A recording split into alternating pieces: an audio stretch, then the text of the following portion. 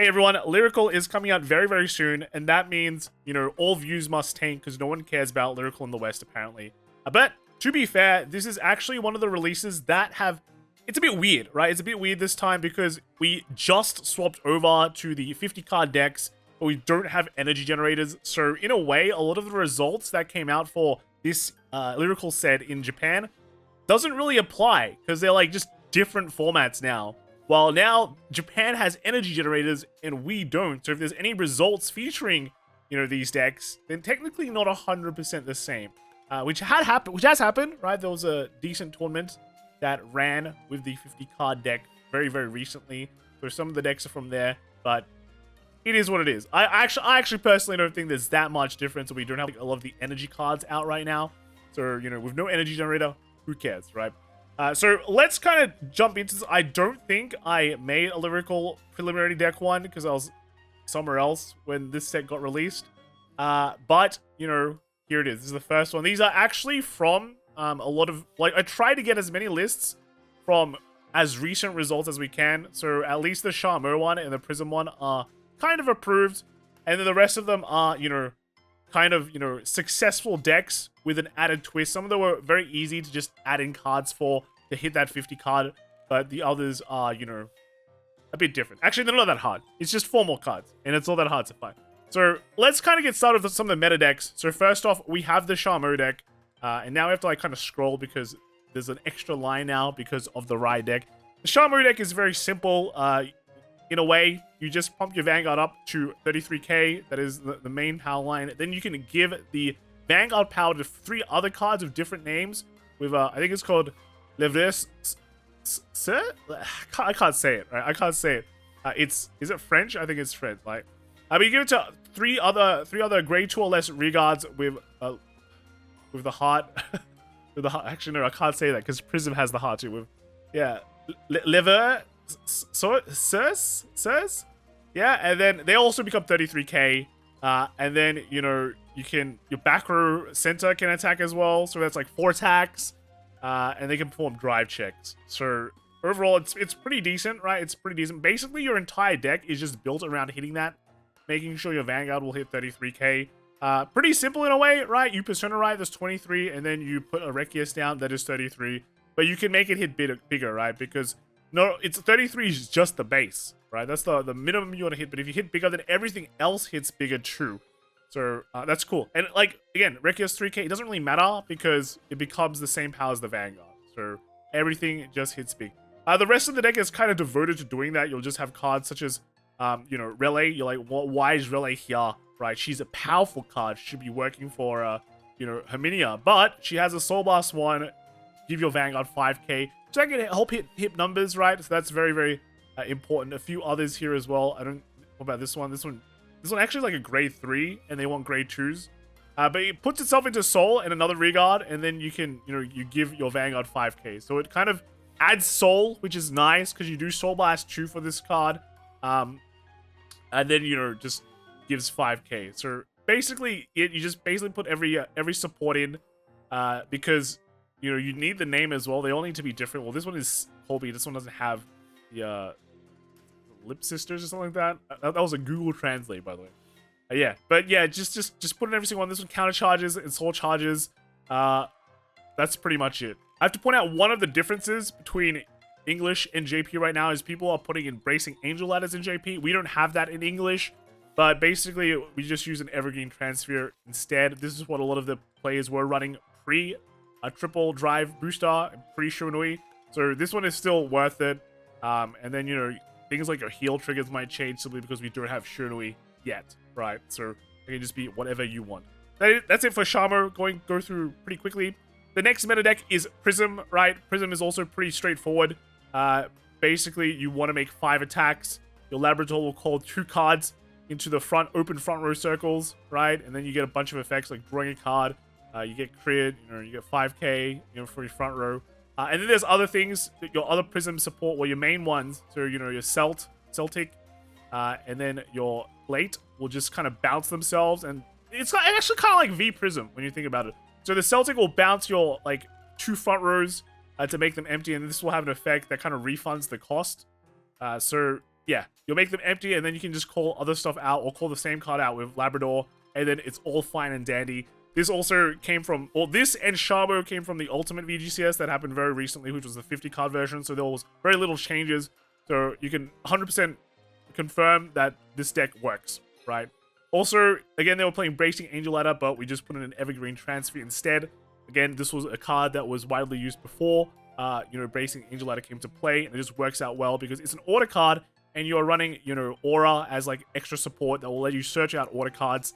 And in this case, it'll search out some 3 powerful ones. So you'll search out your PG, your Transfer, and this card, the Super Aesthetic Shot, that players run like 1 or 2 of. It's pretty decent with regard-centric plans, right? Especially when you can double dip on the plus 5k. So you just play this on one of your finishing turns, and you just make some good numbers and just bash face. So yeah, another very, very strong deck coming out very soon in this. I'm not sure if it's a fan favorite, right? Is Prism a fan favorite? We had a lot of fun with Vert, but not sure about Labrador. I think Labrador's time, maybe this is Labrador's time. Yeah, maybe this one is. So good to see. Now moving on to the less meta decks, but still very strong. So Kyrie is got some recent support as well.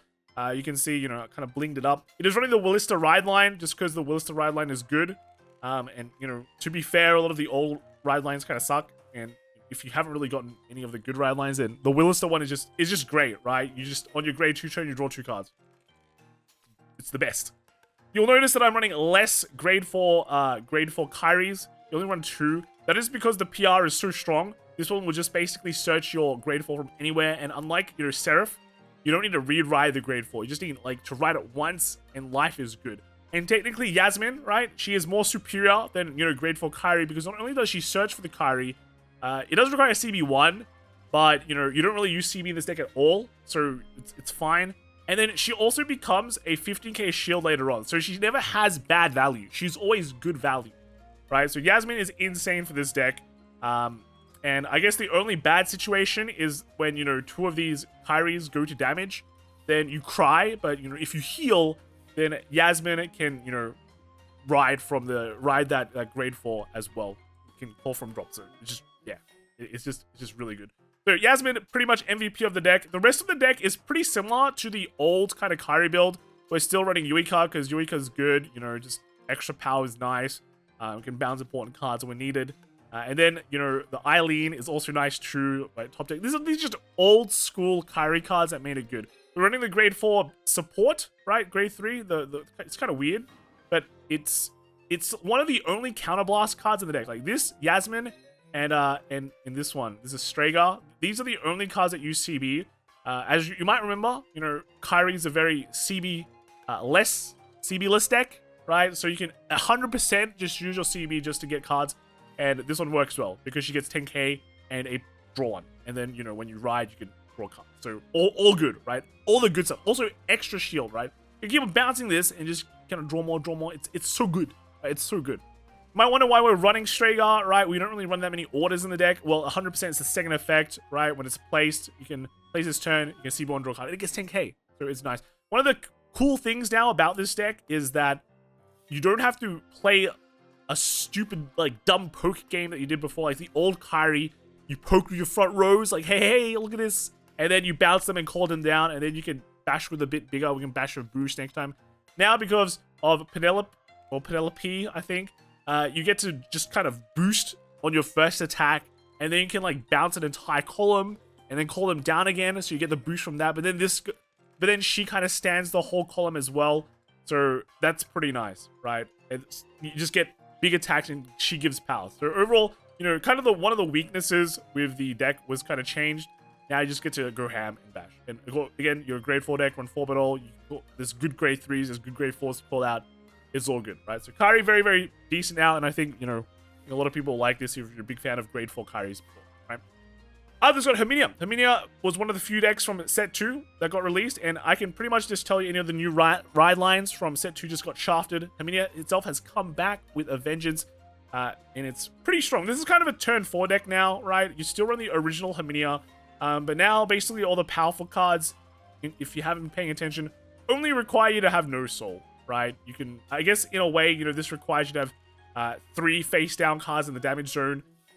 in order to trigger this effect. But the main restriction is just the make sure you have no soul, right? Herminia's pretty good now. She stands the whole front row, regards of all the powerful effects. She also like minuses one counterblast, reduces one counterblast by all the front row units with powerful. So basically, a lot of your cards just become free.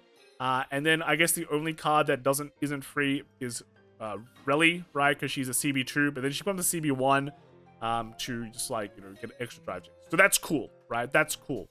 Furthermore, right, you have a bunch of other cards here. So one of these decks, like the set 2 decks, are actually pretty easy to how do you say it, like add cards in, because they basically didn't have space to run things like the rat before, and now you can, right? And the rat's just really, really good, especially in a powerful deck, because, well, especially powerful in a powerful deck, because you're blasting out all your soul. So your ride deck will just be in your soul drop zone very, very quickly, and then you can kind of use the rat. Is it actually the rat? Is the mouse, right? The carbuncle or whatever. Kind of get more shield. Stolas, is it Stolas? Yeah, Stolas is actually insane, right? This card just basically calls something out for free and adds boost. So it's just really good, right? Just really good. Uses every turn to make advantage. Yeah, just hit big, bash quickly, and then you can kind of just rush out your opponent as quick as possible. This is also a flex slot, by the way. I'm running one Halfa just because she's like a 19k beater. She has a second effect. This doesn't really work well with the dress up Herminia, but with the coming beauty Herminia, you do get to, she does select, so you get to counterblast one and draw a card. So that's just kind of nice, but it's a flex slot that you can put other stuff in. Actually, that's pretty much it, right? Next we have is Fortia. Fortia, I don't think really anything has changed. Again, just add in some of the new cards, and you're just doing the same thing as before, except your Fortia is just like a better version of your old Fortia. It's so good, you're not running, well, you are running the old Fortia, but you're just running the new one in the ride deck. And then you can run the old Fortia, right? She has a Fortia name, right? Your new dress-up Fortia. Doesn't really require it, but if you do have a Fortia in your hand, you can just discard it, and you cannot be counterblast denied, which is pretty good, right? That's pretty good. Otherwise, you know, if you don't have a Fortia in your hand, then you can CB1 discard anything. But I think just having the option to do both is very nice, because, you know, you can just pick the correct one depending on the situation, right? If you're not counterblast denied, or if you have a Fortia in hand, you can just decide to go, okay, I'm just going to CB1 and then just draw a billion cards and just keep on drawing and drawing, right? With, like, you know, Kayla, and then, you know, remember her, Melty. Just kind of keep on drawing there. Otherwise, if you are counterblast denied, you can then just, you have options where, you know, you still have a restand, right? It's just that good. So that's basically the main changes. Everything else really just gets a bunch of power, right? And that's kind of it. Make a bunch of power, and then bang out attacks twice and hope they're dead. Yeah, very cool, very cool. After this, I think we're into some of the more fun decks. So this one is Fenel. Fenel's kind of funny. You just run 16 tricks, and you make just make big columns. So one of the funny things with Fenel is, like, when you're looking at the decks, a lot of these decks don't run a max amount of Fenel simply because our effect naturally just gives itself a lot of power. So if you think about it, like in the Gandiva metaverse, Gandiva meta, right? Back then you had Gandiva. He gained 2k for every bound card, right? Face down bound card.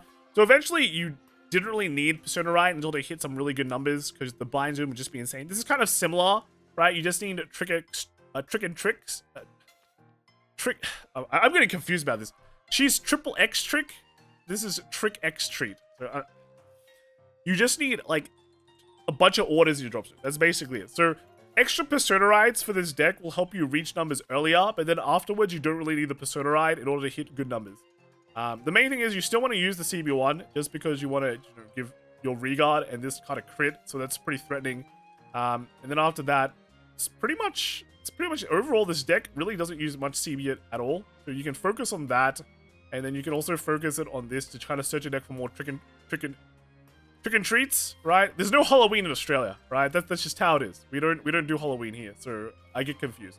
And the other one is just Strager, right? Because Strager's actually relevant because you play orders now, so you can kind of plus with the first Strager effect. But again, if you need cards, you can CB1 and draw, and then your trick and treats will countercharge for you, and sometimes draw your card, draw a card, and pull things out. This one's kind of nice because if you hit the 3 times, you can call a grade 3 or less. You can call Isana, right? And then she can call another card, so that makes your front row full.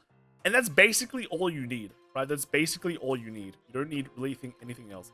And then this Roseanne, this one just allows you to just look at the top 2 cards and grab something, as well as filling up your soul, which will have a lot of junk cards. Like Trick and Treat is not a junk card, but it is something without a shield. So it could be something you just want to do away with.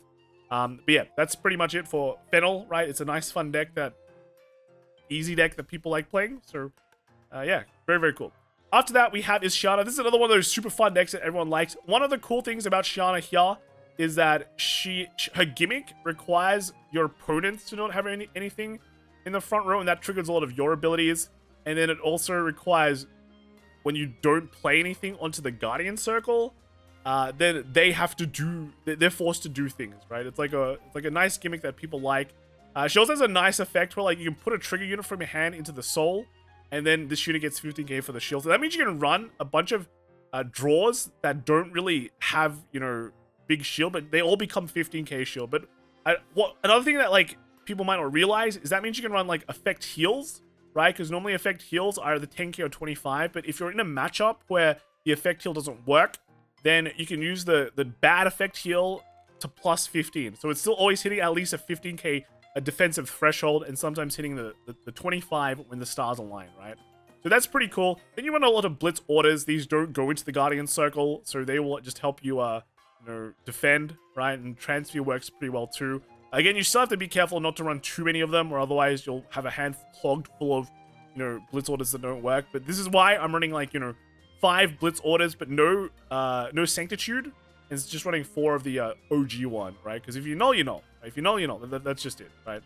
Then the rest of the deck is you have Yuikas here to kind of bounce some important cards, right? And some of these important cards, when they come down, well, not this one, but I think, so for example, like with Theretheus, so when it's placed on Reguard Circle, you choose one of your opponent front row Reguards, and you may return to your hand. So you'll have a bunch of these cards that have these come to play effects that will bounce your opponent's front row cards that will allow you to then have, like, the condition where your opponent doesn't have any cards in their front row. One of the things with Shiana here as well is that her offensive effect, she doesn't really have like multi-attack, but this first effect where you get a crit and a drive, you can play, like, really, really lame, right? So, for example, you can just swing with this. Your opponent doesn't have any front row Reguards, so they can't intercept.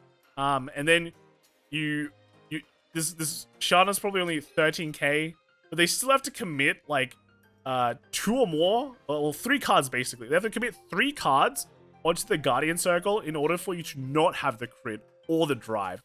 This is kind of weird, right? It's a bit weird when you think about it. But you can play, like, annoying strategies like that. Generally, if you do it properly, you should always get the +1 drive. But if your opponent has, like, a lot of excess, then and since you're a 3-attack deck, it's kind of easier to predict how your deck works. So there's a bit of mind games there with this deck, and it's just a very unique playstyle that I think a lot of people will like, right? But overall, it's just very different in terms of what Vanguard usually is. So I guess give this a try. It seems pretty fun, except against Shiranui. But you have a month to play before Shiranui comes out.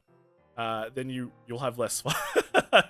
Overall, the deck as well doesn't require a lot of CB. I'm pretty sure I mentioned it, right? This is a nice defensive trick as well. When your Shana gets attacked, you can just kind of put in soul and your Vanguard gets 10k. Whoa, extra power that doesn't require you to how do you say it? Like, put stuff to the Guardian Circle. So yeah, overall, this deck doesn't require a lot of CB, so just very, very, I guess, simple, right? You can't get denied as much. Just overall, pretty fun.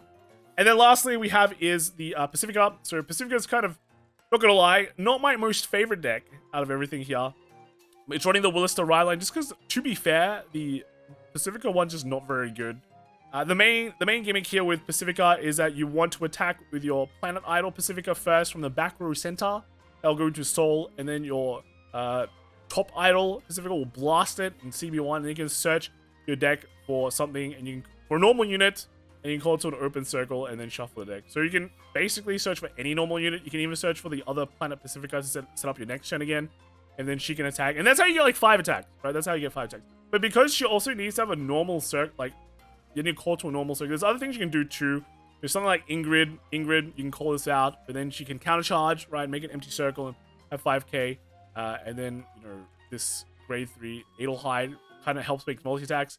But the rest of it just kind of jank in a way, right? Just kind of normal. There's a bunch of cards that will allow you to put back Pacificas, and that's pretty much it, right? Your Forbidol is just great because there's a bunch of grade 3s that you want to call, and you can be a bit more counterblast heavy with this deck in a way because there's just a few more ways for you to countercharge. So otherwise, it's just a very simple deck. Definitely not my cup of tea. One of the few decks that just can run like a full copy of Velshaman as well, just because both the effects are very relevant. Like, you don't really care about Soul in the early game, and then she can also, the Persona Ride turns, you can also plus 5k, and then since you're more Regard focused again, you have a bunch of power there. You're also running the Super Aesthetic Shot that will allow you to have all your Regards get 5k, so that's just, I guess, 5 attacks against Regard centric. That's just how you do it. I guess out of all the cards here, I think the Bonada is probably the most useless. It does have like an on-hit boost effect that can help you get more Pacificas, but it's like it's so contingent on you boosting and hitting, so you have to like commit this card and then your boost you has a hit and then your opponent will know what it is. That is like, it's kind of the weakest card of the lot. If you find other cards that you want to play over this, then it's fine. I think you can just replace that. But overall, that's just how it is. It's just revolving around your two Pacificas, bouncing each other. Well, not really, like, I guess not bouncing, comboing into each other in a way. And then you putting those cards back and then rinse and repeat over the best. Yeah, yada, yada, yada, right? So that's pretty much all the decks. Yeah, let me know what you think, right? Which is your favorite Lyrical deck? This won't be legal for Worlds, unfortunately, but I'll try and convince players or some of my friends to bring this over just because it's interesting and fun. Right? It's interesting and fun. Yeah, that's it for me. Let me know what you guys think. I'm gonna go fly now or soon, and I'll see you all soon. All right, bye.